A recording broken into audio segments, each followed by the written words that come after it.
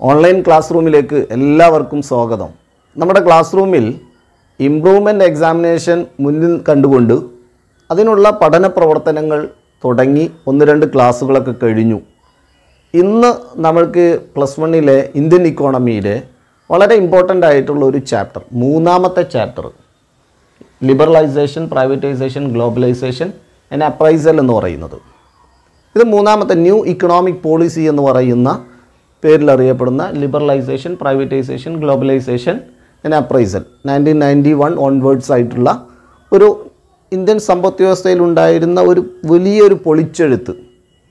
അവിടെ ഉദാരവൽക്കരണവും സ്വകാര്യവൽക്കരണവും ആഗോളവൽക്കരണവും അതിൻ്റെ ഭാഗമായിട്ട് കാർഷിക മേഖലയിലും വ്യവസായ മേഖലയിലും ഫോറിൻ ട്രേഡിലും ഒക്കെ ഉണ്ടായിട്ടുള്ള മാറ്റങ്ങളും ഇന്ത്യൻ സമ്പദ് വ്യവസ്ഥയ്ക്ക് ഉണ്ടായിട്ടുള്ള അതിൻ്റെ റിഫോംസും ഒക്കെ ചർച്ച ചെയ്യപ്പെടുന്ന ഒരു വളരെ പ്രാധാന്യമുള്ള ഒരു ചാപ്റ്ററാണ് ഈ 3ാമത്തെ ചാപ്റ്റർ എന്ന് പറയുന്നത്. ഇവിടെ നമ്മൾ പരീക്ഷാ തലത്തിൽ വെച്ചുകൊണ്ട് ഈ ചാപ്റ്ററിനെ ഫേസ് ചെയ്ത് കഴിഞ്ഞാൽ ഇവിടെ നിന്ന് ഒരു ജനറൽ ആസ്പെക്ട്സിലുള്ള ക്വസ്റ്റ്യൻസാണ് പലപ്പോഴും വരാറുള്ളത്. എല്ലാം നമ്മുടേതാകുന്ന അഭിപ്രായം കൂടി അതിലേക്ക് ക്ലബ്ബ് ചെയ്തുകൊണ്ട് അതിനെ ആൻസർ ചെയ്യുന്ന തരത്തിലുള്ള ചോദ്യങ്ങളാണ് പലപ്പോഴും കാണാറുള്ളത്. നമുക്ക് എന്തായാലും പ്രീവിയസ് ആയിട്ടുള്ള ക്വസ്റ്റ്യൻ പേപ്പർ നമ്മളിന്ന് പരിശോധിക്കുന്നുണ്ട്. അപ്പോൾ മുൻ വർഷങ്ങളിൽ പ്രധാനമായിട്ടും ഈ ചാപ്റ്ററിൽ നിന്ന് ആവർത്തിച്ച് ചോദിച്ചിരിക്കുന്ന ചോദ്യങ്ങൾ ഏതൊക്കെയാണെന്നുള്ളത് നമുക്കിവിടെ നിന്ന് എടുത്ത് പരിശോധിക്കണം. അതിൻ്റെ പശ്ചാത്തലത്തിൽ നമുക്ക് ആ ചാപ്റ്ററിനെ പൂർണ്ണമായിട്ടെടുത്ത് ഒന്ന് മനസ്സിലാക്കി ഒന്ന് പ്രസൻറ്റ് ചെയ്യാം. നമുക്കിവിടെ തന്നെ അത് പ്രസൻറ്റ് ചെയ്യാം. അതിനുശേഷം അതിൻ്റെ പിറകിലായിട്ട് വരുന്ന ആ ചാപ്റ്ററിൻ്റെ പിറകിലായിട്ട് വരുന്ന കുറച്ച് ക്വസ്റ്റ്യൻസ് ഉണ്ട്, അതുകൂടി നിങ്ങളൊന്ന് എടുക്കണം. ഇവിടെ നമ്മൾക്ക് ആ ക്വസ്റ്റ്യൻസ് പ്രധാനമായിട്ടുള്ള ഏതാണെന്നുള്ളത് ഇപ്പോൾ ഈ ചാപ്റ്ററിൽ നിന്ന് മുന്നേ ചോദിച്ച ഒരു ക്വസ്റ്റ്യൻ ഇതാണ്: briefly explain the liberalisation policy introduced in the industrial sector of India as a part of new economic policy 1991. 91 പുത്തൻ സാമ്പത്തിക നയത്തിൻ്റെ ഭാഗമായിട്ട് വ്യാവസായിക മേഖലയിലുണ്ടായ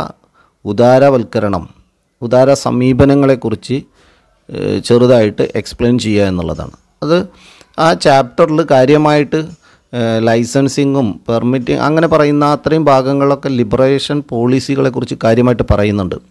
ആ ഭാഗം എടുത്ത് പരിശോധിച്ച് കഴിഞ്ഞാൽ നല്ലതുപോലെ അതിനെ ആൻസർ ചെയ്യാൻ സാധിക്കും. മറ്റൊരു ക്വസ്റ്റ്യൻ ഔട്ട്സ്റ്റാൻഡിങ്. ആ ക്വസ്റ്റ്യൻ അവിടെ വായിക്കേണ്ടത് ഔട്ട്സോഴ്സിംഗ് എന്നാണ്. Outsourcing is an important outcome of globalisation process. ഇത് ക്വസ്റ്റ്യൻ പേപ്പറിൽ വന്നിട്ട് ചെറിയൊരു മിസ്റ്റേക്ക് ആയിരുന്നു, ഔട്ട്സ്റ്റാൻഡിംഗ് എന്ന്. Outsourcing is an important outcome of globalisation process. Globalisation പ്രോസസ്സിൻ്റെ ഒരു ഔട്ട്കം, ഒരു വളരെ പ്രധാനപ്പെട്ട ഒരു ഔട്ട്കമാണ് ഔട്ട്സോഴ്സിംഗ് എന്ന് പറയുന്നത്, പുറംകരാർ എന്ന് പറയുന്നത്. ഇനി ക്വസ്റ്റ്യൻ ഇതാണ്: write a note on outsourcing. എന്താണ് ഔട്ട്സോഴ്സിംഗ് എന്ന് പറയുന്നത്? അതുപോലെ identify any 2 reasons which made India a good destination for global outsourcing. അപ്പോൾ ഗ്ലോബലൈസേഷന് ശേഷം അവിടെ ഔട്ട്സോഴ്സിംഗ് എന്താണെന്ന് പറയുന്നുണ്ട്. അതുപോലെ തന്നെ ഈ ഔട്ട്സോഴ്സിംഗ് ഇന്ത്യ ഒരു ഗുഡ് ഡെസ്റ്റിനേഷൻ ആയതിൻ്റെ കാര്യങ്ങളും അവിടെ കാര്യമായിട്ട് പറയുന്നുണ്ട്. 5 മാർക്കിനാണ് നല്ലതുപോലെ ആൻസർ ചെയ്യാൻ പറ്റുന്ന ഒരു ക്വസ്റ്റ്യനാണ് ആ ഭാഗത്തുനിന്ന്. ഗ്ലോബലൈസേഷനുമായി ചർച്ച ചെയ്യുന്നിടത്താണ് അത് വരുന്നത്. മറ്റൊരു question: critically evaluate the impact of new economic policy in agriculture and industrial sector. അല്ലേ, കാർഷിക മേഖലയിലും വ്യവസായ മേഖലയിലും പുത്തൻ സാമ്പത്തിക നയത്തിൻ്റെ ഭാഗമായി ഉണ്ടായ അനന്തരഫലങ്ങൾ വിമർശനാത്മകമായി വിലയിരുത്താനാണ്.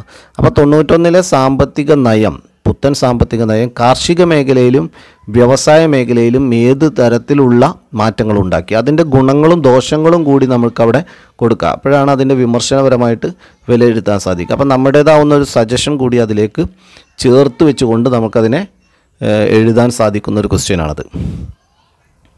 വേറൊരു ക്വസ്റ്റ്യൻ ഇതായിരുന്നു: in July 1991 India forced to introduce new economic policy based on liberalisation, privatisation and globalisation. Question: discuss the background of introducing new economic policy in India. ഇന്ത്യയിലെ പുത്തൻ സാമ്പത്തിക നയം നടപ്പിലാക്കുന്നതിലേക്ക് നയിച്ച പശ്ചാത്തലത്തെക്കുറിച്ച് അവിടെ നമുക്ക് ഗൾഫ് വാറിനെ കുറിച്ചും ഇറാൻ യുദ്ധത്തെക്കുറിച്ചും ആ ക്രൈസിസും ആ ഗൾഫ് മേഖലയിലുണ്ടായിരുന്ന നമുക്ക് ആ ഫോറിൻ റെമിറ്റൻസ് എന്ന് പറയുന്നത് കുറഞ്ഞു പോകുന്നതും പിന്നീട് നമ്മുടേതാവുന്ന റിസർവ് എന്ന് പറയുന്നത് ശുഷ്കിച്ചതും അങ്ങനെ പറയുന്ന കാര്യങ്ങളൊക്കെ ആ ബാക്ക്ഗ്രൗണ്ടുകളൊക്കെ അതിലേക്ക് കൊടുക്കേണ്ടതുണ്ട്. മറ്റൊരെണ്ണം: explain the important areas in which liberalisation was introduced since 1991. 91 ശേഷം 91 മുതൽ ഒരു വളരെ ലിബറലൈസേഷൻ നടപ്പിലാക്കിയ ഉദാര സമീപനങ്ങൾ വന്നിട്ടുള്ള പ്രധാനപ്പെട്ട മേഖലകൾ ഏതൊക്കെയാണ്? കാര്യമായിട്ട് ആ ചാപ്റ്ററിൽ ആ ഭാഗങ്ങളൊക്കെ പറയുന്നുണ്ട്. പിന്നീട് കണ്ടൊരു ക്വസ്റ്റ്യൻ ഇതാണ്. The government of India started an economic reforms in 1991. After 25 years of these inceptions, being a student of economics, analyse the impact of economic reforms in the sectors of agriculture and industry in India. 1991 India സാമ്പത്തിക പരിഷ്കാരം തുടങ്ങിയത്. 25 വർഷത്തിന് ശേഷം സാമ്പത്തിക പരിഷ്കാരത്തെ വിലയിരുത്തുമ്പോൾ ഒരു സാമ്പത്തിക ശാസ്ത്ര വിദ്യാർത്ഥി എന്ന നിലയിൽ കാർഷിക മേഖലയിലും വ്യവസായ മേഖലയിലും ഉണ്ടായ പരിഷ്കാരങ്ങളും മാറ്റങ്ങളും വിലയിരുത്തുക എന്നാണ് പറയുന്നത്. അപ്പോൾ 91 നടപ്പിലാക്കിയ കാർഷിക മേഖലയിലും വ്യവസായ മേഖലയിലും ഉണ്ടായ ഉദാരവൽക്കരണവും സ്വകാര്യവൽക്കരണവും അത് നിലവിൽ എന്തൊക്കെ മാറ്റങ്ങൾ, എത്ര കണ്ട് അതിൽ പുരോഗതി ഉണ്ടാക്കിയിട്ടുണ്ട്, അല്ലെങ്കിൽ എത്ര കണ്ട് അതിൽ പ്രയാസങ്ങൾ സൃഷ്ടിച്ചിട്ടുണ്ട് എന്നുള്ളതിനെക്കുറിച്ച്. അപ്പോൾ ആ മാറ്റങ്ങളെയാണ് നമ്മളിവിടെ ചർച്ച ചെയ്തിട്ടുള്ളൂ ഈ ചാപ്റ്ററിൽ. അതിലെ ചെറിയ ചെറിയ സമീപനങ്ങളുടെ ഭാഗമായിട്ട് ആ മേഖലയിലുണ്ടായ ചെറിയ ചെറിയ മാറ്റങ്ങളെക്കുറിച്ച് പറഞ്ഞിട്ടുണ്ട്. അതിൻ്റെ ഇമ്പാക്റ്റ് ഇപ്പോഴും ഈ റീസെൻ്റ് ആയിട്ടുള്ള ഇക്കോണമിയാണത് ഫേസ് ചെയ്തുകൊണ്ടിരിക്കുന്നത്. അപ്പോൾ അതിനെ കൂടി കോർത്തിണക്കിയിട്ട് വേണം അതിനെ ആൻസർ ചെയ്യാൻ. ഒരു ഓപ്പൺ എൻഡഡ് ആയിട്ടുള്ള ഒരു ക്വസ്റ്റ്യൻ കൂടിയാണത്. ഇതുപോലുള്ള ചോദ്യങ്ങളാണ് മുൻ വർഷങ്ങളിൽ ഈ ചാപ്റ്ററിൽ നിന്ന് പ്രധാനമായിട്ടും ചോദിച്ചിരിക്കുന്നത്. ഇപ്പോൾ കണ്ടു കഴിഞ്ഞല്ലോ ആ ചാപ്റ്ററിൽ നിന്ന് വന്നിരിക്കുന്ന ക്വസ്റ്റ്യൻസ് എന്ന് പറയുന്നത്. അത് പലപ്പോഴും ഇത്തരത്തിലുള്ള ക്വസ്റ്റ്യൻസാണ് അവിടെ നിന്ന് ചോദിക്കപ്പെടുന്നത്. ഇനി വരുന്ന നമ്മളെ ഇമ്പ്രൂവ് ചെയ്യാൻ പോകുന്ന എക്സാമിനേഷനിലും ആ തലത്തിൽ തന്നെയാണ് നമ്മൾ മനസ്സിലാക്കേണ്ടത്. എന്ന് പറഞ്ഞു കഴിഞ്ഞാൽ ഒരു നമ്മുടേത് കൂടിയായിട്ടുള്ളൊരു അഭിപ്രായം കൂടി അതിലേക്ക് ക്ലബ്ബ് ചെയ്തുകൊണ്ട് എഴുതേണ്ടതാണ്. മാത്രമല്ല ഇന്ന് ഇന്ത്യൻ സമ്പദ് വ്യവസ്ഥയിലുള്ള എന്തൊക്കെ മാറ്റങ്ങളുണ്ടോ, എന്തൊക്കെ പരിഷ്കാരങ്ങളുണ്ടോ, അത് ന്യൂ ഇക്കണോമിക് പോളിസി എന്ന് പറയുന്ന 1991 ഓൺവേർഡ്സ് ആയിട്ടുള്ളതിൻ്റെ ഒരു തുടർച്ച കൂടിയായിട്ട് നമുക്ക് കാണുന്നത് കൊണ്ടാണ് ആ രീതിയിലുള്ള ചോദ്യങ്ങളുമായിട്ട് ഈ ചാപ്റ്ററിൽ നിന്ന് ക്വസ്റ്റ്യൻ പേപ്പറുകൾ വരുന്നത്.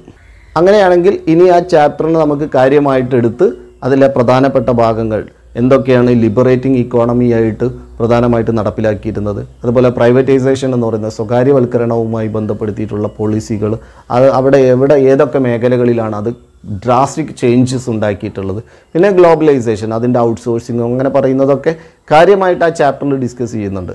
അത് നമുക്കിവിടെ ആ സ്ക്രീൻ പ്രസൻറ്റേഷനിലൂടെ അതൊന്ന് +1 സാമ്പത്തിക ശാസ്ത്രത്തിലെ 3ാമത്തെ ചാപ്റ്റർ ആയിട്ടുള്ള liberalisation, privatisation, globalisation and appraisal.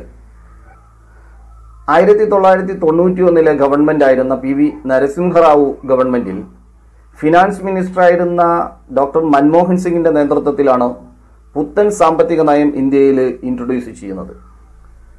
പ്രധാനമായിട്ടും ഈ ന്യൂ ഇക്കണോമിക് പോളിസിയെ LPG രാജ് എന്നും കൂടി അറിയപ്പെടാറുണ്ട്. Liberalisation, privatisation, globalisation. നമ്മൾ നടപ്പിലാക്കിയ പുത്തൻ സാമ്പത്തിക നയം എടുത്ത് പരിശോധിക്കുമ്പോൾ പ്രധാനമായിട്ടും അവിടെ 2 മെഷേഴ്സ് നമുക്ക് കാണാൻ സാധിക്കും. ഒന്ന് സ്റ്റെബിലൈസേഷൻ മെഷേഴ്സാണ്, മറ്റൊരെണ്ണം സ്ട്രക്ചറൽ അഡ്ജസ്റ്റ്മെൻറ്റ് പ്രോഗ്രാമാണ്. സ്റ്റെബിലൈസേഷൻ മെഷേഴ്സും സ്ട്രക്ചറൽ അഡ്ജസ്റ്റ്മെൻറ്റ് പ്രോഗ്രാമുകളും ഒന്ന് ഷോർട്ട് ടേം, മറ്റൊന്ന് ലോങ് ടേം പ്രോഗ്രാമുകളാണ്. സ്ട്രക്ചറൽ റിഫോംസിലാണ് പ്രൈവറ്റൈസേഷൻ, ലിബറലൈസേഷൻ, ഗ്ലോബലൈസേഷൻ തുടങ്ങി നയങ്ങളൊക്കെ ചർച്ച ചെയ്തു പോകുന്നത്. അപ്പോൾ ലിബറലൈസേഷൻ എന്ന് പറയുന്നിടത്ത് ഒരുപാട് ലിബറൽ പോളിസികൾ ഇന്ത്യൻ ഇക്കോണമിയിൽ ഇൻട്രൊഡ്യൂസ് ചെയ്തതായിട്ട് അവിടെ കാണാൻ സാധിക്കും. ലിബറലൈസേഷൻ എന്ന് പറയുന്നത് deregulation in industrial sector, financial reforms, tax reforms, trade reforms, അങ്ങനെ പറയുന്ന ഒരുപാട് പരിഷ്കാരങ്ങളൊക്കെ ആ ഭാഗത്ത് ചർച്ച ചെയ്യുന്നതായിട്ട് കാണാം. ആ ചാപ്റ്ററിലെ ആദ്യ ഭാഗത്ത് ഒരു ചോദ്യം കാണാം. Why India resort to a new economic policy? എന്തുകൊണ്ടാണ് ഇന്ത്യ ഒരു പുത്തൻ സാമ്പത്തിക നയത്തിലേക്ക് എത്തേണ്ടി വന്നത്, അല്ലെങ്കിൽ അങ്ങനെ ഒരു പരിഷ്കാരം നടപ്പിലാക്കേണ്ടി വന്നത്? അവിടെ പല കാരണങ്ങൾ പരിശോധിച്ചാൽ കാണുമെങ്കിലും വളരെ പ്രധാനമായിട്ട് കാണാവുന്നത് ഗൾഫ് വാറാണ്. ഗൾഫ് മേഖലയിലുണ്ടായിരുന്ന പ്രതിസന്ധിയാണ്. അതിൻ്റെ ഭാഗമായിട്ട് നമ്മുടെ രാജ്യത്തു നിന്ന് ഗൾഫ് കൺട്രീസിലേക്കുള്ള എക്സ്പോർട്ട് വല്ലാതെ കുറഞ്ഞു. അവിടെ നിന്നും പ്രത്യേകിച്ച് മറ്റ് ഫോറിൻസ് രാജ്യങ്ങളിൽ നിന്നുമൊക്കെ നമ്മളിലേക്ക് വന്നിരുന്ന റെമിറ്റൻസ് എന്നുള്ളത് വല്ലാതെ ശുഷ്കിച്ചു പോയി. കൂടെ നമ്മൾ ഇറക്കുമതി ചെയ്യുന്ന ഉൽപ്പന്നങ്ങളിൽ കാര്യമായിട്ടുള്ളത് പെട്രോളിയം ഉൽപ്പന്നങ്ങളാണ്. അത്തരം ഉൽപ്പന്നങ്ങളുടെ വിലവർധനവ് എന്ന് പറയുന്നത് നമുക്കൊരു സാമ്പത്തികമായിട്ടുള്ള പ്രയാസങ്ങൾ സൃഷ്ടിച്ചു. NRIകളൊക്കെ അവരവരുടെ നിക്ഷേപങ്ങളൊക്കെ തിരിച്ചു വാങ്ങാൻ തുടങ്ങി. ഫിനാൻഷ്യൽ ഇൻ്റർനാഷണൽ ഇൻസ്റ്റിറ്റ്യൂഷൻസ് ഒക്കെ ഇന്ത്യക്ക് ക്രെഡിറ്റ് നൽകുന്നതിൽ വിമുഖത കാണിച്ചു. അതോടൊപ്പം ഇന്ത്യൻ കറൻസിയുടെ മൂല്യം എന്ന് പറയുന്നത് വല്ലാതെ ഡീവാല്യുവേറ്റ് ചെയ്യപ്പെട്ടു പോയതും നമ്മുടെ റിസർവ് ബാങ്കിൽ റിസർവായി സൂക്ഷിച്ചിരുന്ന പണമടിക്കുമ്പോൾ റിസർവായി സൂക്ഷിച്ചിരുന്ന ഗോൾഡ് ബാങ്ക് ഓഫ് ഇംഗ്ലണ്ടിൽ കൊണ്ടുപോയി പണയം വെക്കേണ്ട ഒരവസ്ഥയിലേക്കടക്കം ഇന്ത്യൻ സമ്പദ് വ്യവസ്ഥ വല്ലാതെ പ്രയാസപ്പെട്ടത് മാത്രവുമല്ല, അന്താരാഷ്ട്ര കമ്മിറ്റ്മെൻറ്റുകളിൽ പലതും നമുക്ക് ഫുൾഫിൽ ചെയ്യാൻ പ്രയാസം നേരിടുകയും ഒരു പുതിയ പരിഷ്കാരം നടത്തിയേ പറ്റൂ എന്ന തലത്തിലേക്ക് ഇന്ത്യൻ സമ്പദ് വ്യവസ്ഥയും ഇന്ത്യയുടെ രാഷ്ട്രീയ സാഹചര്യങ്ങളും മാറി എന്നുള്ളതാണ് ഇന്ത്യ ഒരു ന്യൂ ഇക്കണോമിക് പോളിസിയിലേക്ക് എത്തിച്ചേരാനിടയാക്കിയ കാരണങ്ങളായിട്ട് ആ ഭാഗത്ത് നമുക്ക് പരിശോധിച്ചാൽ കാണാൻ സാധിക്കുന്നത്. പിന്നീട് ഡിസ്കസ് ചെയ്യുന്നത് 1991 മെഷേഴ്സിനെ കുറിച്ചാണ്. അവിടെ ആദ്യമായിട്ട് പറഞ്ഞു പോകുന്നത് സ്റ്റെബിലൈസേഷൻ മെഷേഴ്സ് ആണ്. Stabilisation measures is a measure to correct macro economic imbalances. ഒരു ഇക്കോണമിയിലെ ഇംബാലൻസസ് ആയിട്ടുള്ള ഇൻഫ്ലേഷൻ, അതുപോലെ ഫോറിൻ എക്സ്ചേഞ്ച് ക്രൈസിസ്, ഡീഫ്ലേഷൻ, അത്തരത്തിലുള്ള മാക്രോ ഇക്കണോമിക് ഇംബാലൻസസിനെ കറക്റ്റ് ചെയ്യാനുള്ള മെഷേഴ്സാണ് സ്റ്റെബിലൈസേഷൻ മെഷേഴ്സ് എന്ന് പറയുന്നത്. അതൊരു ഷോർട്ട് ടേം പോളിസിയാണ്. കുറഞ്ഞ കാലയളവിൽ ഈ മാറ്റങ്ങൾ വരുത്തി ഇക്കോണമിയെ ബാലൻസ് ചെയ്യുന്നതിനുള്ള പോളിസികളാണ്. എന്നാൽ വിശദമായിട്ട് ചർച്ച ചെയ്തു പോകുന്നത് സ്ട്രക്ചറൽ അഡ്ജസ്റ്റ്മെന്റ് പ്രോഗ്രാമുകളെ കുറിച്ചാണ്. Structural adjustment program, it's a long-term measures to improve the productivity of economy, especially agriculture, industry, trade and commerce, etc. പ്രത്യേകിച്ച് സ്ട്രക്ചറൽ അഡ്ജസ്റ്റ്മെന്റ് പ്രോഗ്രാം എന്ന് പറയുന്നത് ഒരു ദീർഘകാല പദ്ധതിയായിട്ടാണ് പോളിസിയിൽ ഇൻട്രൊഡ്യൂസ് ചെയ്യുന്നത്. കാർഷിക രംഗത്തും വ്യാവസായിക രംഗത്തും വ്യാപാര രംഗത്തും ഒക്കെ ഉൽപാദനക്ഷമത വർദ്ധിപ്പിക്കുക, അതിന്റെ ഭാഗമായിട്ട് ഇക്കോണമിയെ മുന്നോട്ട് കൊണ്ടുവരിക എന്നുള്ളതാണ് സ്ട്രക്ചറൽ അഡ്ജസ്റ്റ്മെന്റ് പ്രോഗ്രാമുകളിലൂടെ മുന്നോട്ട് വയ്ക്കുന്നത്. അതിൽ പ്രധാനപ്പെട്ട ഒരു പ്രോഗ്രാമാണ് liberalisation, liberating the economy from unwanted government controls and restrictions. ഗവൺമെന്റിന്റെ അനാവശ്യമായിട്ടുള്ള നിയന്ത്രണങ്ങളിൽ നിന്നും നിരോധനങ്ങളിൽ നിന്നും ഒക്കെ ഇക്കോണമിയെ ഒന്ന് ഫ്രീ ആക്കുക. ഇതാണ് ലിബറലൈസേഷൻ കൊണ്ട് ഉദ്ദേശിക്കുന്നത്. അപ്പോൾ ഒരുപാട് മേഖലകളിൽ ലിബറലൈസേഷൻസ് വന്നിട്ടുണ്ട്. അതിൽ പ്രധാനമായിട്ടും ഇൻഡസ്ട്രിയൽ സെക്ടർ റിഫോംസ് ആണ്, വ്യാവസായിക രംഗത്തുണ്ടായ പരിഷ്കാരങ്ങൾ. ഇൻഡസ്ട്രിയൽ സെക്ടർ റിഫോംസ് എടുത്ത് പരിശോധിക്കുമ്പോൾ ഡീ ലൈസൻസിങ് എന്ന് പറയുന്നത് ഏത് വ്യവസായങ്ങൾക്കും ലൈസൻസ് എടുക്കുന്നതിന് വേണ്ടി കുറെ കാലതാമസം നേരിട്ട് കൊണ്ടിരുന്ന ഒരു ഇക്കോണമിയെ ഒന്ന് ലിബറേറ്റ് ചെയ്തു. അവിടെ ഡീ ലൈസൻസിങ്, അതോടൊപ്പം ഡീ റിസർവേഷൻ, പല വ്യവസായങ്ങളും റിസർവ് ചെയ്യപ്പെട്ടിരുന്നു. അത്തരം വ്യവസായ മേഖലകളിലേക്കൊന്നും സ്വകാര്യ വ്യക്തികൾക്ക് കടന്നു ചെല്ലാൻ സാധിക്കാത്ത, അങ്ങനെ ഒരു കോമ്പറ്റീഷൻ ഫേസ് ചെയ്യാത്ത മേഖലകൾ, അതൊക്കെ ഒന്ന് ഡീ റിസർവ് ചെയ്തു കൊടുത്തു. അതോടൊപ്പം MRTP, ഫെറ പോലത്തെ നിയമങ്ങളൊക്കെ ഒന്ന് അമെൻമെന്റ് ചെയ്തു. മൊണോപ്പൊളി റെസ്ട്രിക്ഷൻ, ട്രേഡ് പോളിസി, അതുപോലെ ഫോറിൻ എക്സ്ചേഞ്ച് റിസർവ് ആക്റ്റുകളൊക്കെ ഒന്ന് ഫോറിൻ എക്സ്ചേഞ്ച് മെയിൻ്റനൻസ് ആക്ട് ഒക്കെ ആക്കി മാറ്റിയിട്ട് ഒന്ന് ലിബറേറ്റ് ചെയ്തു.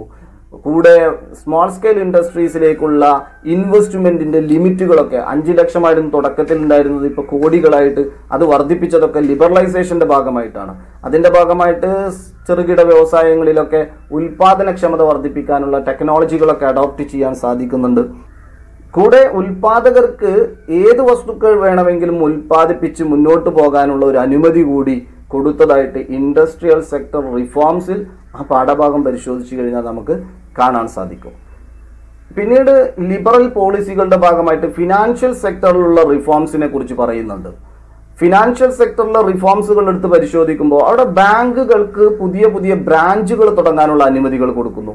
ന്യൂ ജനറേഷൻ ബാങ്കുകൾ സെറ്റപ്പ് ചെയ്യാനുള്ള, പ്രത്യേകിച്ച് ICICI, HDFC, ആക്സിസ് ബാങ്കുകൾ പോലത്തെ ന്യൂ ജനറേഷൻ ബാങ്കുകൾ പ്രവർത്തിക്കാനുള്ള അനുമതി ഇന്ത്യയിൽ 1991 ന്യൂ ഇക്കണോമിക് പോളിസിയിലെ ഫിനാൻഷ്യൽ സെക്ടർ റിഫോംസിന്റെ ഭാഗമായിട്ട് വന്നതാണ്. കൂടെ ഫോറിൻ ഡയറക്റ്റ് ഇൻവെസ്റ്റ്മെന്റും ഫോറിൻ പോർട്ട്ഫോളിയോ ഇൻവെസ്റ്റ്മെന്റുകളൊക്കെ ഇങ്ങോട്ട് സ്വീകരിക്കാൻ തുടങ്ങിയതൊക്കെ വിദേശങ്ങളിൽ നിന്നുള്ള നിക്ഷേപങ്ങൾ നമ്മുടെ വ്യവസായ മേഖലയിലേക്കും, അതുപോലെ വിദേശങ്ങളിൽ നിന്ന് നമ്മുടെ വ്യവസായ സ്ഥാപനങ്ങളുടെ ഷെയറുകൾ വാങ്ങിക്കുന്നതിനൊക്കെയുള്ള അനുമതികൾ, അതുപോലെ ഇൻഷുറൻസ് രംഗത്തേക്ക്, അത് ഗവൺമെന്റിന്റെ കുത്തകയായിട്ട് നിലനിന്നിരുന്ന ആ മേഖലയിലേക്ക് സ്വകാര്യ കമ്പനികൾക്കൊക്കെ കടന്നു വരാനുള്ള ഒരു അനുമതിയൊക്കെ കിട്ടുന്നത് 91 ഫിനാൻഷ്യൽ സെക്ടർ റിഫോംസിന്റെ ഭാഗമായിട്ടാണ്. ഇന്ന് നമ്മൾ പരിശോധിച്ചാൽ ബജാജ് ഇൻഷുറൻസും അതുപോലെ സൂര്യ ഇൻഷുറൻസും ഇങ്ങനെ പറയുന്ന ഒരുപാട് പ്രൈവറ്റ് കമ്പനികളെ നമുക്ക് കാണാൻ സാധിക്കും.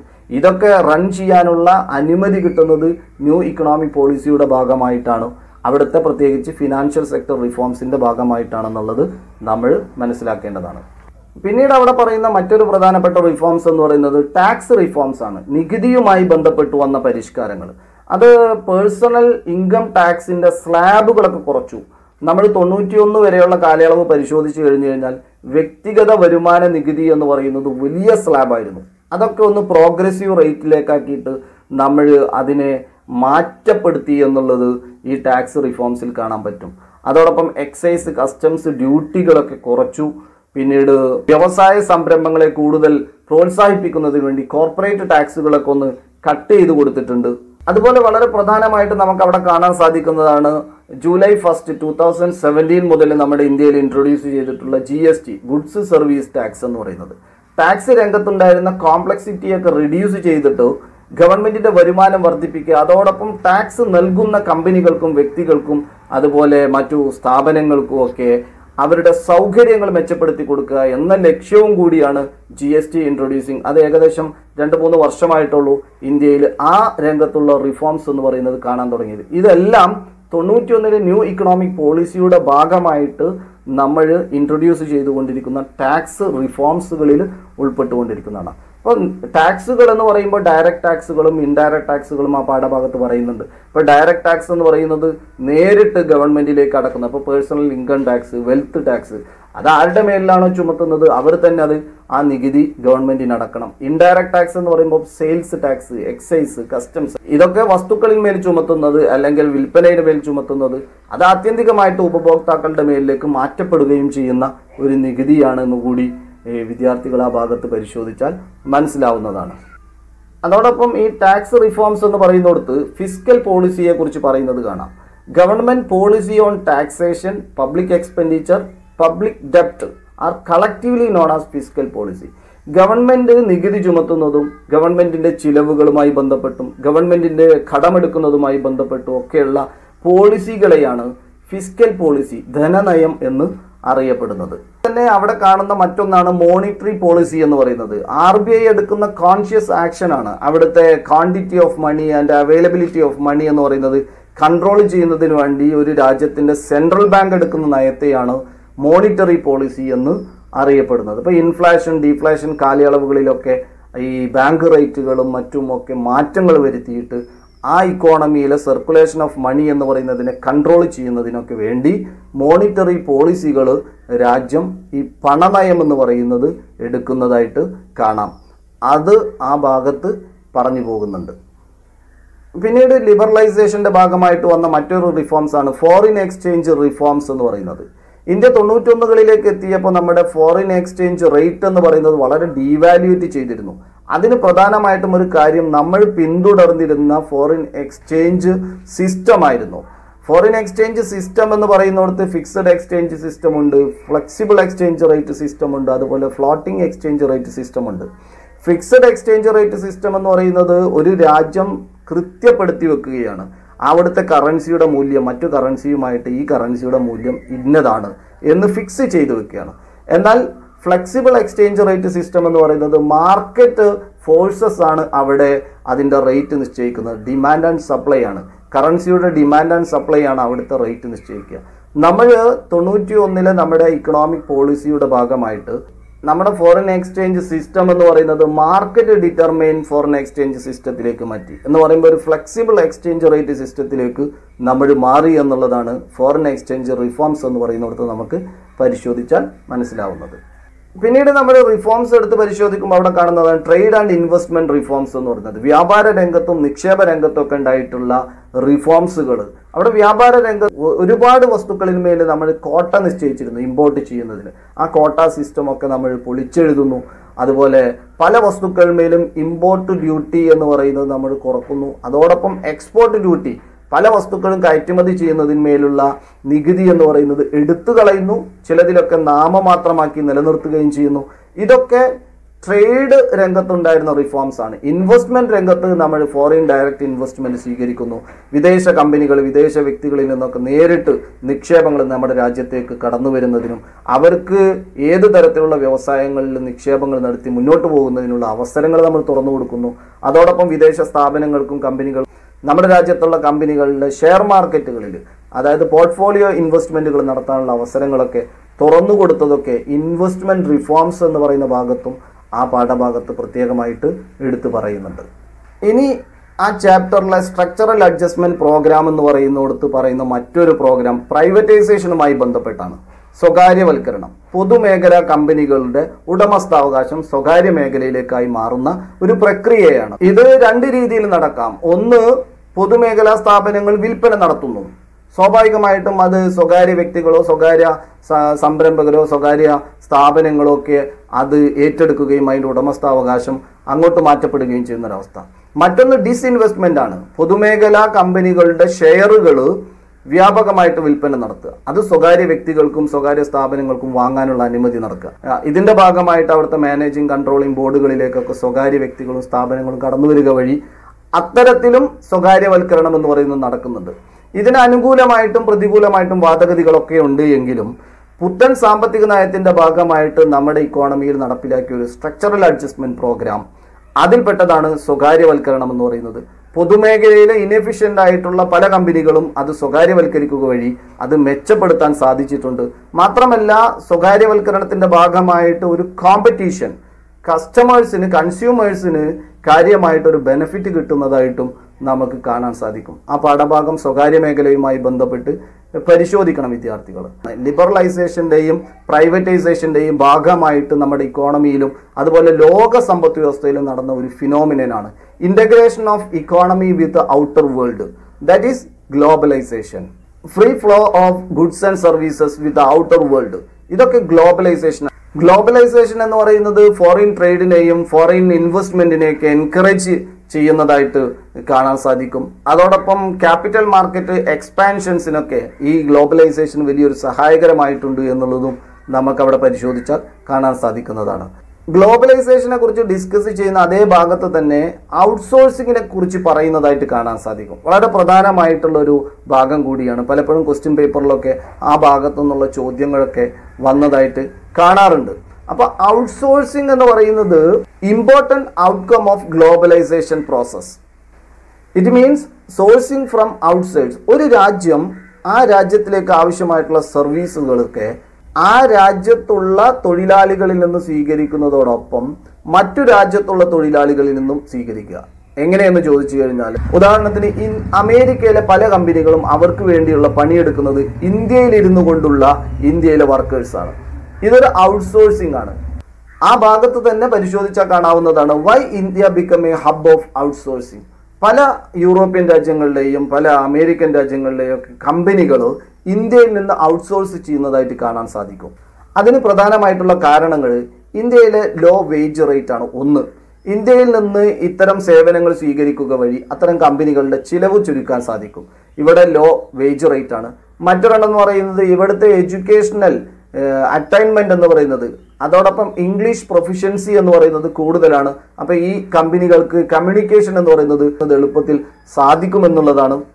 വേറൊരെണ്ണം huge pool of skilled human resources, അത് ഇന്ത്യയിലുണ്ട്. ഇന്ത്യയിൽ ഒരു സ്കിൽഡ് ഹ്യൂമൻ റിസോഴ്സസ് അവൈലബിൾ ആണ് എന്നുള്ളതും ഇത്തരം കമ്പനികളെ ഇന്ത്യയിൽ നിന്ന് ഔട്ട്സോഴ്സ് ചെയ്യുന്നതിന് പ്രേരിപ്പിക്കുന്നതായിട്ട് ആ പാഠഭാഗത്തിൽ തന്നെ പരിശോധിച്ചാൽ നമുക്ക് കാണാൻ സാധിക്കും.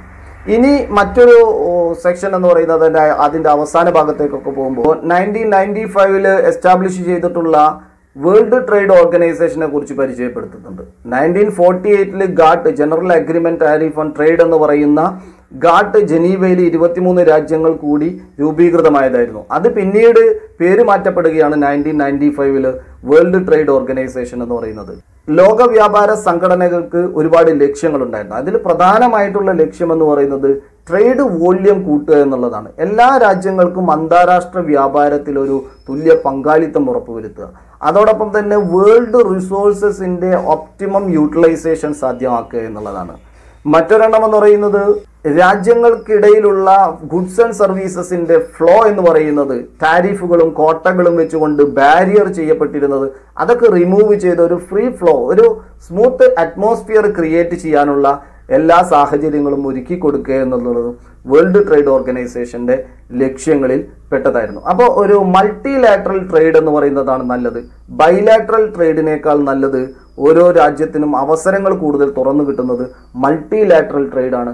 അത്തരത്തിലുള്ള സാഹചര്യങ്ങളൊക്കെ ഒരുക്കി കൊടുക്കുക എന്നുള്ളതും വേൾഡ് ട്രേഡ് ഓർഗനൈസേഷൻ്റെ ലക്ഷ്യങ്ങളായിട്ട് ആ പാഠഭാഗത്ത് പരിശോധിച്ചാൽ നമുക്ക് കാണാവുന്നതാണ്. ഈ ചാപ്റ്ററിലെ അവസാന ഭാഗത്തേക്ക് പോകുമ്പോൾ ഗ്ലോബലൈസേഷൻ്റെ ഒരു പോസിറ്റീവ് ആസ്പെക്ട്സുകളെ കുറിച്ചൊക്കെ ഡിസ്കസ് ചെയ്യുന്നതായിട്ട് കാണാൻ സാധിക്കും. നമ്മുടെ രാജ്യത്തിന് ഒരു ഇന്റർനാഷണൽ മാർക്കറ്റ് എന്ന് പറയുന്ന ഒരു ഓപ്പർച്യൂണിറ്റി തുറന്നു കിട്ടി എന്നുള്ളത് ഒരു പോസിറ്റീവ്നെസ് ആണ്. അതോടൊപ്പം പല കമ്പനികൾക്കും ബെറ്റർ ടെക്നോളജി അഡോപ്റ്റ് ചെയ്യാൻ സാധിച്ചു എന്നുള്ളതും ഫ്ലോ ഓഫ് ഫോറിൻ ക്യാപിറ്റൽ എന്ന് പറയുന്നത് വിദേശങ്ങളിൽ നിന്ന് നമ്മുടെ രാജ്യത്തേക്ക് വിദേശ മൂലധനം, അത് ഫോറിൻ ഡയറക്റ്റ് ഇൻവെസ്റ്റ്മെന്റ് ആയിട്ടോ പോർട്ട്ഫോളിയോ ഇൻവെസ്റ്റ്മെന്റ് ആയിട്ടൊക്കെ നമ്മുടെ ഇക്കോണമിയിലേക്ക് കടന്നു വന്നിട്ടുണ്ട് എന്നുള്ളതൊക്കെ ഇതിൻ്റെ ഒരു പോസിറ്റീവ് ആസ്പെക്ട്സുകളാണ്. കൂടെ നമ്മുടെ ഡൊമസ്റ്റിക് ഇൻഡസ്ട്രീസിന് ഫോറിൻ ഇൻഡസ്ട്രിയുമായിട്ട് കോമ്പീറ്റ് ചെയ്യുമ്പോൾ ഇതിൻ്റെ ഒരു ഇന്നൊവേഷൻ മെത്തേഡുകളിലേക്കൊക്കെ നമ്മുടെ ഡൊമസ്റ്റിക് ഇൻഡസ്ട്രി മാറി എന്നുള്ളതും ഒക്കെ ഒരു പോസിറ്റീവ് ആസ്പെക്ട്സുകളായിട്ട് എടുക്കാം. എന്നാൽ അതോടൊപ്പം തന്നെ നെഗറ്റീവ്നെസ്സും ഉണ്ട്. ഗ്ലോബലൈസേഷൻ്റെ ഭാഗമായിട്ട് ഒരു വലിയ നെഗറ്റീവ്നെസ് കൂടി ഫേസ് ചെയ്യുന്ന ഒരു രാജ്യമാണ്, ഒരു ഇക്കോണമിയാണ് നമ്മുടെ ഇക്കോണമി എന്ന് പറയുന്നത്. ഈ ഗ്ലോബലൈസേഷൻ്റെ ഭാഗമായിട്ടുള്ള നെഗറ്റീവ് ആസ്പെക്ട്സുകൾ പരിശോധിക്കുമ്പോൾ അത് widen the disparities in economy. Developed nations ഒക്കെ വലിയ നേട്ടങ്ങൾ ഇതിൽ നിന്നും കൊയ്തെടുത്തപ്പോൾ അണ്ടർ ഡെവലപ്പിംഗ് നാഷൻസിനൊക്കെ പല സ്ട്രഗിൾസും ഫേസ് ചെയ്യേണ്ടി വന്നിട്ടുണ്ട്. ഇതൊരു ഇൻകം ഡിസ്പാരിറ്റീസ് എന്ന് പറയുന്നത് രാജ്യങ്ങൾക്കിടയിലുള്ള ഒരു വരുമാനത്തിൻ്റെയും സ്വത്തിൻ്റെയും ഒക്കെ വിതരണത്തിൽ ഒരു അസന്തുലിതാവസ്ഥ എന്ന് പറയുന്നത് സൃഷ്ടിച്ചിട്ടുണ്ട് എന്നുള്ളത് ഇതിൻ്റെ ഒരു നെഗറ്റീവ് ആസ്പെക്ട്സ് ആണ്. അതുപോലെ ഇൻസ്റ്റബിലിറ്റി ഇൻ ഇക്കണോമിക് ഗ്രോത്ത് എന്ന് പറയുന്നത്, ഒരു ഇക്കോണമി എന്ന് പറയുന്നത് മറ്റു രാജ്യങ്ങളുടെ ഇക്കോണമിയായിട്ട് കണക്ട് ചെയ്തപ്പെട്ട് ഇരിക്കുകയാണ്. ഒരു പ്രദേശത്തുണ്ടാവുന്ന ഇൻസ്റ്റബിലിറ്റി സ്വാഭാവികമായിട്ടും മറ്റു ഇക്കോണമിയെയും അത് ബാധിക്കുന്ന ഒരു സാഹചര്യം ഇന്ന് നിലനിൽക്കുകയാണ്. ലോകത്തിലെ ഒരു വലിയ ഇക്കോണമിയിൽ ഒരു ഡിപ്രഷൻ ഫേസ് ചെയ്ത് കഴിഞ്ഞാൽ അതിൻ്റെ ഒരു എഫക്റ്റ് മറ്റു ഇക്കോണമികളിലേക്കൊക്കെ വരുന്നതായിട്ട് കാണാൻ സാധിക്കും. ഇപ്പോൾ ഉദാഹരണത്തിന് ഇപ്പോൾ അമേരിക്കൻ ഇക്കോണമിയിൽ ഒരു ഡിപ്രഷൻ ഫേസ് ചെയ്ത് കഴിഞ്ഞാൽ അത് സ്വാഭാവികമായിട്ടും ലോകത്തിലെ മറ്റു പല ഇക്കോണമികളെയും അത് ബാധിക്കുന്നതായിട്ട്, ഈ ഗ്ലോബലൈസേഷൻ്റെ ഭാഗമായിട്ട് ഇത്രമാത്രം ഇക്കോണമികൾ കണക്റ്റ് ആയതുകൊണ്ട് തന്നെ ഒരു സ്ഥലത്തുണ്ടാവുന്ന ഇക്കണോമിക് ഡിപ്രഷൻ മറ്റുള്ളയിടത്തും അത് ബാധിക്കുന്നു. പിന്നീട് ചാപ്റ്ററിന്റെ അവസാനത്തിൽ ഫോറിൻ ഡയറക്റ്റ് ഇൻവെസ്റ്റ്മെന്റിനെ കുറിച്ചും ഫോറിൻ പോർട്ട്ഫോളിയോ ഇൻവെസ്റ്റ്മെന്റിനെ കുറിച്ചും പറയുന്നുണ്ട്. ഫോറിൻ ഡയറക്റ്റ് ഇൻവെസ്റ്റ്മെന്റ് എന്ന് പറയുന്നത് ഒരു ലോങ് ടേം ഇൻവെസ്റ്റ്മെന്റ് ആണ്. പ്ലാന്റുകളായിട്ട്, എക്യുപ്മെന്റ്സുകളായിട്ട്, മെഷീനുകളായിട്ട് ഒരു രാജ്യത്ത് വിദേശ നിക്ഷേപങ്ങൾ ചെലുത്തി അവിടെ പ്രവർത്തിച്ച് അവിടെ നിന്ന് പ്രവർത്തന ലാഭം ഉണ്ടാക്കി പോകുന്ന അത്തരം പ്രവർത്തനമാണ് ഫോറിൻ ഡയറക്റ്റ് ഇൻവെസ്റ്റ്മെന്റ് എന്ന് പറയുന്നത്. എന്നാൽ ഫോറിൻ പോർട്ട്ഫോളിയോ ഇൻവെസ്റ്റ്മെന്റ് എന്ന് പറയുന്നത് ഒരു ഷോർട്ട് ടേം ആണ്. സെക്യൂരിറ്റികളിൽ, ബോണ്ടുകളിലൊക്കെ ഇൻവെസ്റ്റ് ചെയ്ത് അവിടെ നിന്ന് കിട്ടുന്ന ലാഭം അത് ഷോർട്ട് ടേം പ്രോസസ്സായിട്ട് മുന്നോട്ട് പോകുന്നതാണ് ഫോറിൻ പോർട്ട്ഫോളിയോ ഇൻവെസ്റ്റ്മെന്റ് എന്നും ആ പാഠഭാഗത്തിൽ പറയുന്നുണ്ട്. ഇതോടുകൂടി ആ ചാപ്റ്റർ അവസാനിക്കുകയാണ്. വിദ്യാർത്ഥികൾ ഒരു വലിയൊരു ചാപ്റ്റർ കൂടിയാണ്, മാത്രമല്ല റീസെൻ്റ് ആയിട്ട് നല്ലതുപോലെ അറിഞ്ഞിരിക്കേണ്ട ഒരു പാഠം കൂടിയാണ് liberalisation, privatisation, globalisation and appraisal എന്ന് പറയുന്നത്. ഇത് ന്യൂ ഇക്കണോമിക് പോളിസിയാണ്, പുത്തൻ സാമ്പത്തിക നയമാണ് 91-ലെ. നമ്മുടെ ഇന്ന് ഇന്ത്യയിൽ നടന്നുകൊണ്ടിരിക്കുന്ന കുറേ ഇക്കണോമിക് റിഫോംസ് ഈ 91-ല് സ്ട്രക്ചർ ചെയ്ത പോളിസിയുടെ ഭാഗമായിട്ട് വന്നതാണ്. ഈ ചാപ്റ്ററിൽ നമ്മൾ ഡിസ്കസ് ചെയ്തത് തുടക്കത്തിൽ തന്നെ നമ്മുടെ 1991-ലെ ക്രൈസിസിനെ കുറിച്ച് പറഞ്ഞു. അതിൻ്റെ ഭാഗമായിട്ട് നമ്മുടെ അടുത്ത ന്യൂ ഇക്കണോമിക് പോളിസി, അതിൽ സ്റ്റെബിലൈസേഷൻ മെഷേഴ്സിനെ കുറിച്ചും സ്ട്രക്ചറൽ അഡ്ജസ്റ്റ്മെന്റ് പ്രോഗ്രാമുകളെ കുറിച്ചും പറയുന്നു. അവിടെയാണ് liberalisation, privatisation, globalisation structural adjustment പ്രോഗ്രാമുകളിൽ ഉൾപ്പെടുത്തിയിട്ട് നമ്മൾ ഡിസ്കസ് ചെയ്യുന്നത്. ലിബറലൈസേഷൻ എന്ന് പറയുന്നിടത്ത് അവിടെ ഇൻഡസ്ട്രിയൽ സെക്ടറിലും ടാക്സും ഫോറിൻ എക്സ്ചേഞ്ചും ട്രേഡും ഇൻവെസ്റ്റ്മെന്റും ഫിനാൻഷ്യലും ആ മേഖലയിലൊക്കെ ഉണ്ടായിരുന്ന ലിബറലൈസേഷൻസ് പറഞ്ഞുകൊണ്ട് പിന്നീട് പ്രൈവറ്റൈസേഷനെ കുറിച്ചും അവസാനം ഗ്ലോബലൈസേഷനും ഔട്ട്സോഴ്സിങ്ങും WTO-നെ കുറിച്ചും ഗ്ലോബലൈസേഷൻ്റെ പോസിറ്റീവ് നെഗറ്റീവ് ആസ്പെക്ട്സുകളെ കുറിച്ചും FDI-യും ഫോറിൻ ഡയറക്റ്റ് ഇൻവെസ്റ്റ്മെന്റിനെ കുറിച്ചും അതുപോലെ പോർട്ട്ഫോളിയോ ഇൻവെസ്റ്റ്മെന്റുകളെ കുറിച്ചൊക്കെയാണ് ഈ പാഠഭാഗത്തിൽ. അപ്പോൾ ഇവിടെ നിങ്ങൾ അത് കണ്ടു കഴിഞ്ഞു. നമ്മുടെ ഇന്ത്യൻ ഇക്കോണമിയിലെ 3 ചാപ്റ്റർ ഇപ്പോൾ പൂർത്തിയാക്കി കഴിഞ്ഞിരിക്കുകയാണ്. First chapter, second, third chapter. അപ്പോൾ 3 ചാപ്റ്ററുകൾ ഇന്ത്യൻ ഇക്കോണമിയിൽ കഴിഞ്ഞിരിക്കുകയാണ്. അത് ഭംഗിയായിട്ട് നിങ്ങൾ ടെക്സ്റ്റൊക്കെ വെച്ചുകൊണ്ട് അതിൻ്റെ പ്രീവിയസ് ക്വസ്റ്റ്യൻ പേപ്പറുകളൊക്കെ സ്വന്തമായിട്ടൊന്ന് ആൻസർ ചെയ്ത് വെക്കുക. കാരണം നമ്മളെപ്പോഴും എക്സാം എന്ന് പറയുന്നത് എഴുതുകയാണ്. അതുകൊണ്ട് തന്നെ നിങ്ങൾ കിട്ടുന്ന ക്വസ്റ്റ്യൻസിനെ വെറുതെ മനസ്സിലാക്കി വെച്ചാൽ മാത്രം പോരാ, അത് നോട്ടിലൊക്കെ ഒന്ന് അത് ആൻസർ ഒന്ന് ചെയ്തു വെക്കണം. അതിൻ്റെ സമയമൊക്കെ ഒന്ന് ക്രോഡീകരിച്ച് വെക്കുക. ഉയർന്ന ഗ്രേഡിലേക്ക് പോകുമ്പോൾ നമ്മുടെ മുന്നിലായിരിക്കുന്ന തടസ്സം ചിലപ്പോൾ നമ്മൾക്ക് പരീക്ഷയ്ക്ക് സമയം തികയാതെ വന്നതായിരിക്കാം, അല്ലെങ്കിൽ നമ്മൾ എഴുതുന്ന സമയം അത് നമ്മുടെ മെമ്മറിയിലേക്ക് കടന്നു വരാതിരുന്നതായിരിക്കാം. അങ്ങനെയുള്ളതൊക്കെ ഓവർകം ചെയ്യണമെങ്കിൽ ഈ പറയുന്ന പ്രവർത്തനം നമ്മൾ ചെയ്തു വെക്കുക കൂടി വളരെ നല്ലതാണ്.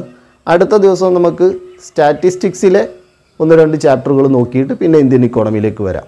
അപ്പോൾ ഏതായിരുന്നാലും നിങ്ങൾ ഈ പ്രവർത്തനങ്ങളൊക്കെ കാര്യമായിട്ട് നിങ്ങളുടെ നോട്ടിൽ ചെയ്തു വെക്കുക. അടുത്ത ദിവസം നമുക്ക് കണ്ടുമുട്ടാം. Okay, by.